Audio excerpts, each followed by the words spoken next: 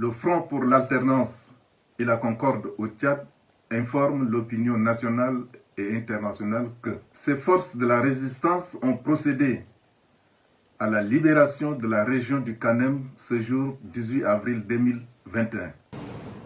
La situation au Tchad et les rebelles du Front pour l'alternance et la concorde au Tchad, le groupe à l'origine de la rébellion lancée il y a une semaine pour déloger Idriss Déby, qui affirme donc officiellement avoir procédé à la libération de la région du Kanem, tandis que dans le même temps, l'armée tchadienne revendique elle une percée dans cette zone et dit avoir arrêté plus d'une centaine de prisonniers dans les combats qui ont eu lieu samedi.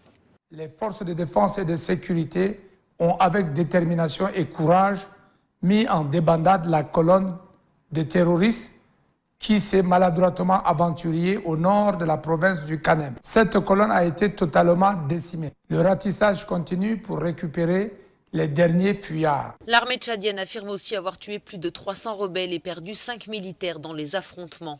Le Front pour l'alternance et la concorde au Tchad a lancé une offensive depuis ses bases arrières en Libye le 11 avril dernier, jour de l'élection présidentielle pour laquelle le président sortant Idriss Déby, au pouvoir depuis 30 ans, est donné gagnant.